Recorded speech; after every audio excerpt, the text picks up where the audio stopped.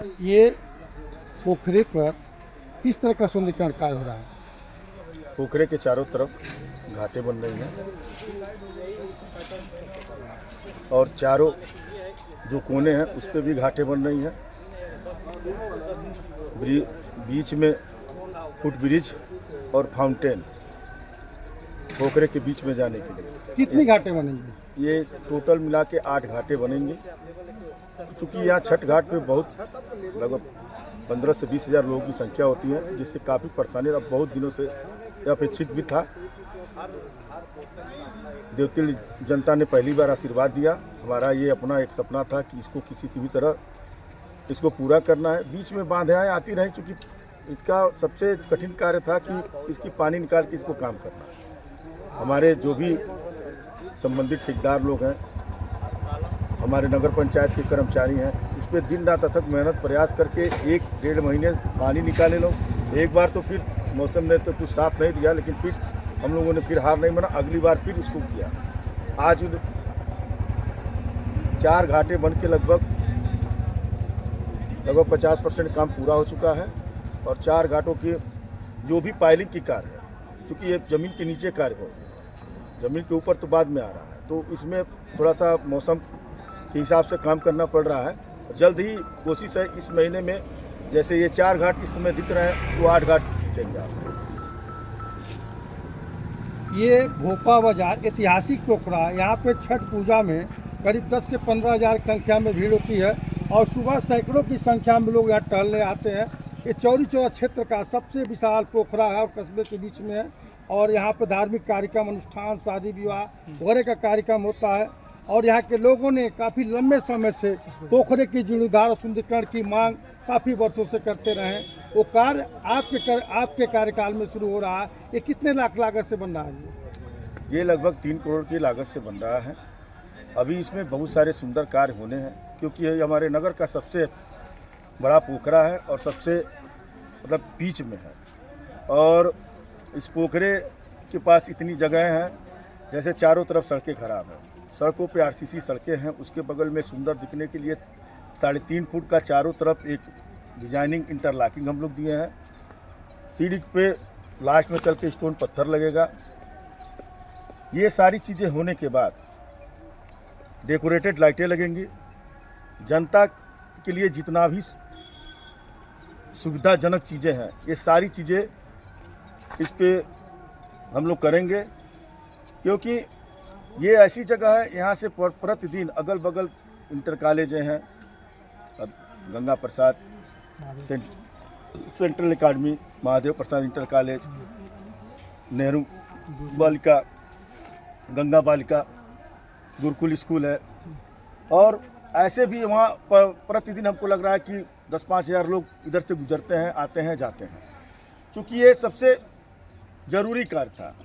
अभी मैं आपको क्या बताऊँ, विडम्बना, हम ये जो उत्तर साइड में जहाँ से स्कूल की बसें जाती थी, वहाँ पे एक ठोकर 5 फुट निकला हुआ था और वो इतना सकरा था कि कोई भी गाड़ी भी गिर सकती थी।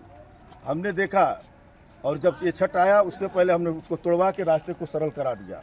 तो हमको स्कूल से जितने भी प्रबंधक लोग थे, हमको फ़ोन करके कहे कि चेयरमैन साहब बहुत बहुत धन्यवाद है आपको, क्योंकि हम लोग शुरू से देखते चले आ रहे थे, आज तक मतलब ये टूटा नहीं था। अब हम लोग आए तो इतना सरल लग रहा है। हम लोग आते थे तो दिमाग में लगता था कि वहाँ एक ठोकर है, तो उसके लिए तो हमने उसको करा दिया। अब बाकी चीज़ें 4 से 5 मिनट, कोशिश ये है कि हम लोग इस छठ तक कार्य को पूर्ण कर लेंगे।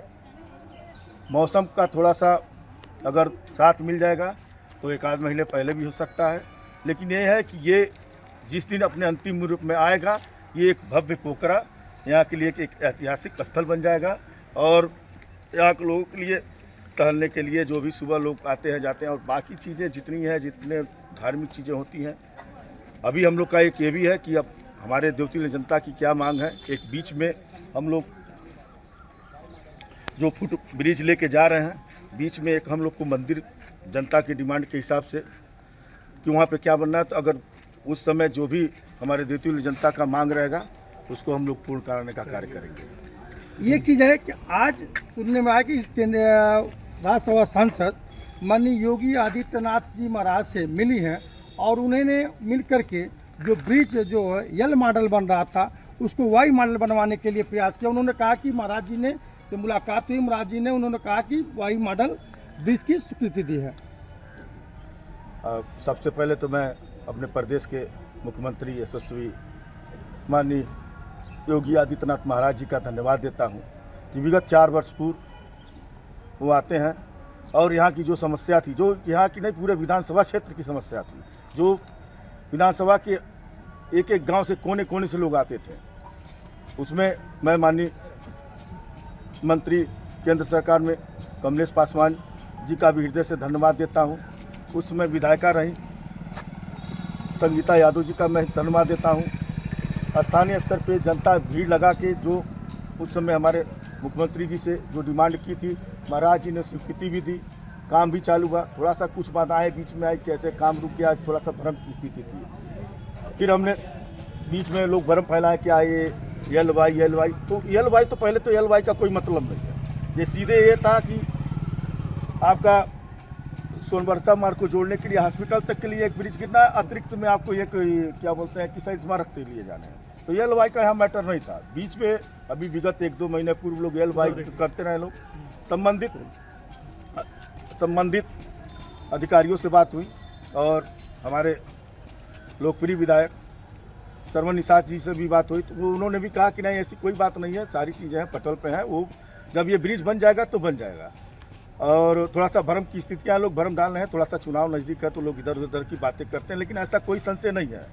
मैं ये जितने भी जनप्रतिनिधि हैं सारे लोगों का यही है कि जो जनता की समस्या है और हम लोग का जनता की समस्या का निस्तारण करना हम लोग का परम कर्तव्य है। इसलिए बहुत जल्द ही इस ब्रिज का कार्य भी ये 1 लेन बन रहा है। आपका ये जुलाई के अंत तक जिलाधिकारी जी यहाँ थे, ये लोग उनको टाइम बताए हैं कि हमने जुलाई के अंत तक इसको कर देंगे और हो सकता है जल्द से जल्द वहाँ पे कार्य ये शुरू हो जाएंगे। तो इसमें कहीं से कोई संशय नहीं है, ये भ्रम की बस स्थितियाँ हो रही हैं। वाई मॉडल ब्रिज बनने से क्या मुंडेरा का विकास तेजी से होगा? सरकार विकास के लिए एकदम लगी है और हर क्षेत्र में नगर पंचायत हो चाहे कोई भी क्षेत्र हो, हर जगह विकास हो रही है। जी आपका नाम? मैं यहाँ नगर पंचायत अध्यक्ष सनी जायसवाल बोल रहा हूँ।